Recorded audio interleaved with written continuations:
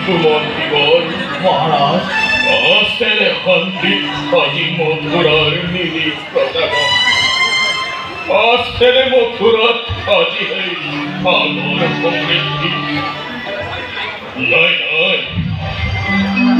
মথুরাত আজি বুক নাই শান্তি নাই স্তব্ধ হল মথুরায় শান্তির এই বিতল মলয়া চতুর্দিকে কেবল শান্তির বিভীষিকা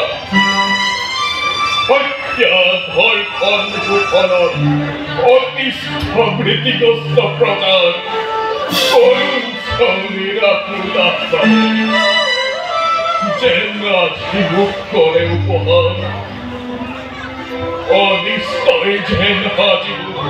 কানে কানে কয় খ্যাতিবন্ত ভুজবংশর গৌরব রবি মহারাজ এনে সিদ্ধান্ত আনিব মনত মহারাজ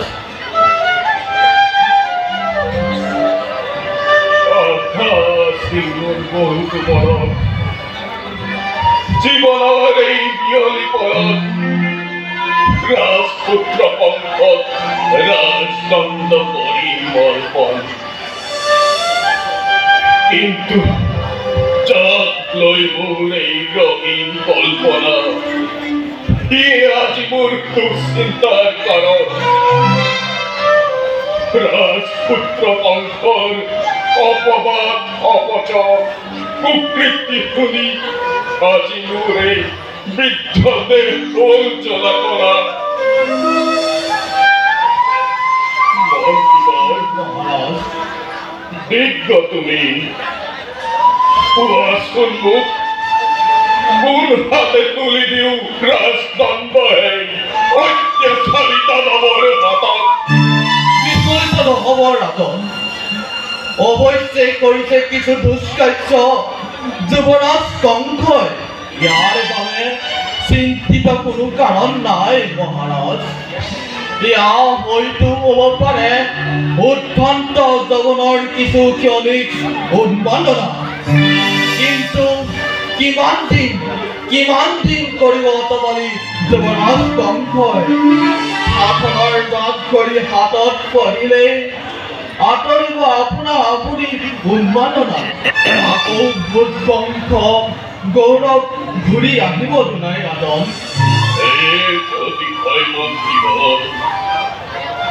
অপার করুণা হব প্রভু নারায়ণর কিন্তু মন্ত্রীবর মহারাজ ভয় হয় যদি এই শাসনের বাদ জড়ি লয় করে সেই ক্ষমতার অপব্যবহার শাসনের নামত যদি চলে প্রজার মাজত তেন্তে রবণে অপক্ষয় মথুরার হেয়া জন্ম গৌরব মহারাজ দুর্বল চিন্তা নামিব মনত অভিষেক অনুষ্ঠান আয়োজন কৰি নীতি মতে ৰাজদণ্ড কংসক কৰক প্ৰদান মহাৰাজ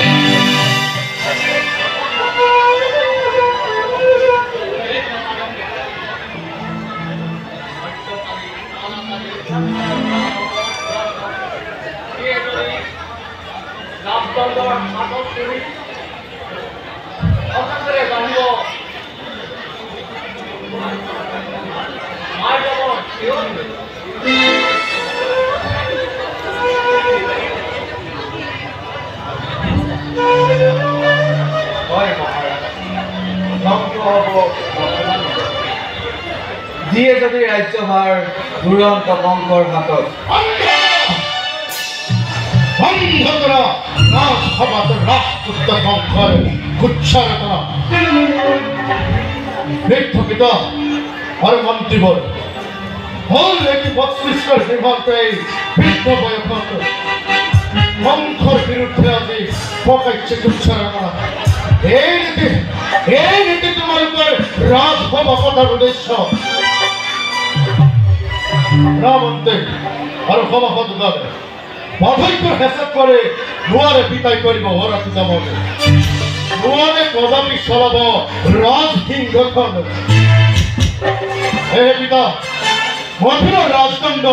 ৰীতিমতে মোৰ হাতত কৰকৰ পদ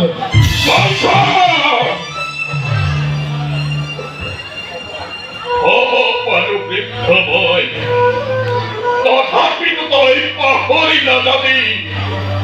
এতিয়াও ৰাজদণ্ড মোৰ এই হাতত তই জানি শুনি ৰাজসভাৰ মন্ত্ৰণা পক্ষত অনাধিকাৰে কৰিছ প্ৰৱেশ ৰজা মই ইচ্ছা করে দিব পারো তো দণ্ড নির্বাপন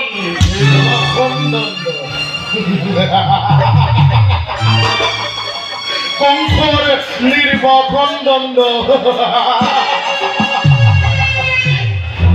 রাহেরা বাতুল বৃদ্ধ বিশ্বতাপ কংসর আগত রাজদণ্ডর ভীতি প্রদর্শন ব্যাঘর আবজ্জেন সাগরে বেবলি রামিতা জীবনের চতুর্থ প্রহরতে তুমি এক শক্তিহীন বুদ্ধিহীন এক অসর্ববিদ্ধ পরে এটা নুরুঠিব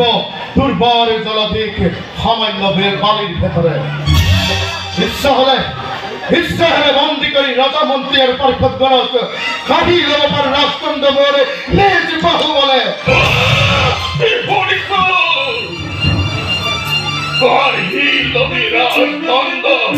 নিজ বাহু বলে ইমান ধরা কাহিনী পছন্দ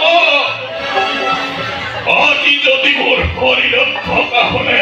যৌবনের উত্তপ্ত ফুলি উদাত্ত সিংহৰ দৰে জপিয়াই পৰি তোৰ বন্য বিদায় লোৱাতেন মনোবিজ্জত মই এতিয়াও ঠিক হোৱা নাই কোন কত মোক এখন অস্ত্ৰ দে চাই লওক জগতবাসীয়ে পুত্ৰ হওক ভাতৃ হওক ৰাজদূতৰ শাস্তি কিমান বিপদ এই সুবিধা তুমি নাপাবা বৃদ্ধ আছে যত মথুরারে ফির হেনা দল সকলোৱে মুৰা দেশ কৰিব পালন হে পিতা আত্মসন্মানৰ ক্ষুণ্ণ ৰাখে প্ৰদান কৰে ৰাজদণ্ড এই কংসৰ হাতত পুত্ৰ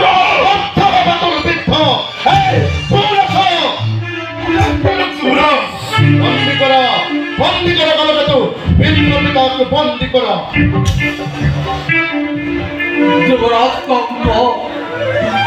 এয়া ৰাজস্বী ব্যৱহাৰ নহয় কলাপি আকুল বিহবুল হৈ তুমি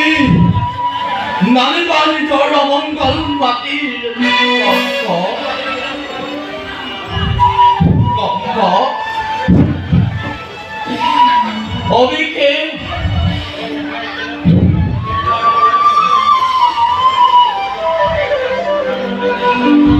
বৃদ্ধ পিতা মহাৰাজৰ পৰামৰ্শদাতা তুমি মন্ত্ৰা কক্ষত স্বৰ কৰি বঞ্চিত কৰিব খোজা কংসক ৰাজসিংহাসনৰ পৰা মন্ত্ৰী আজি সন্ত কংস হ'ব মথুৰাৰ এক শক্তিৰ ৰজা চাই লোৱা হ'ব সদগৰ নিজ হাতে আজি মই পিতৃহীনৰ মুকুট নিজে মই কৰিল ধাৰণ বৃদ্ধ বৃদ্ধ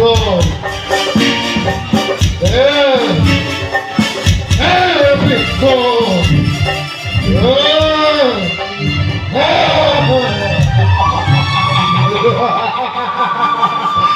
কালকেতু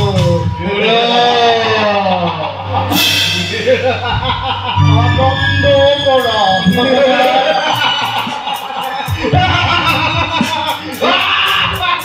উৎসৱ কৰা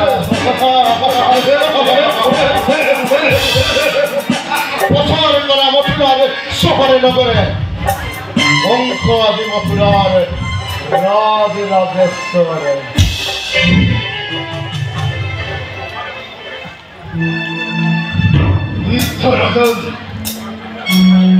যুৱৰাজে কৰিছে অনেক নিশ্চয় কৰিব লাগিব পালন সেই সভাসদসকল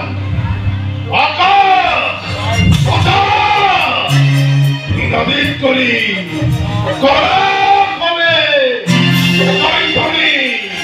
জয় কংস মহাৰাজ জয় কংস মহাৰাজ জয় কংস মহাৰাজ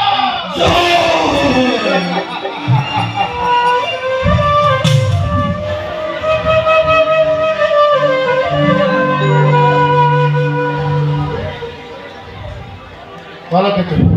মহাৰাজ লৈ যোৱা বিদ্যপীঠত সুদক্ষ পৰিৱেষ্টিত কাৰাগাৰৰ অন্তেকপুৰাতে আবদ্ধ কৰি ৰাখাকৈ সভা যাতে অনাহাৰে অনিদ্ৰায় মৃত্যুক লৈ যোৱা সামগ্ৰী বৃদ্ধৰ এজন মহাৰাজে কৰিছে আজি অৱশ্য বলিব লাগিব দুহাৰ চিন্তি পিন্ধি অন্তৰ তাৰ খলত ৰজাৰ চিন্তা কৰিবা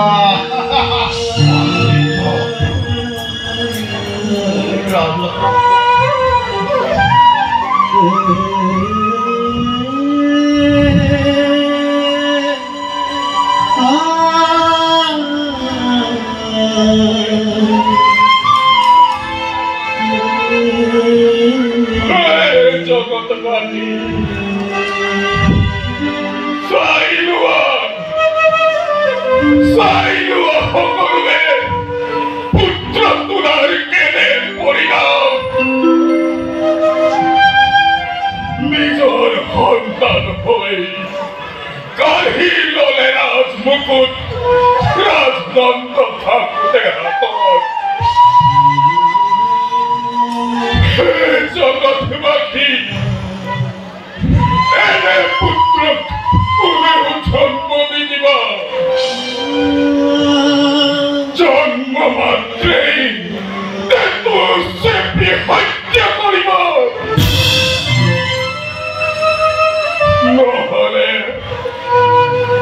নহলে সিহঁতেও অংশৰাজৰ খকে কৰিব গ্ৰহণ পুত্ৰ হৈ পিতাক দিব নিৰ্যাতন লৈ যোৱা বিদ্যপীঠক লৈ যোৱা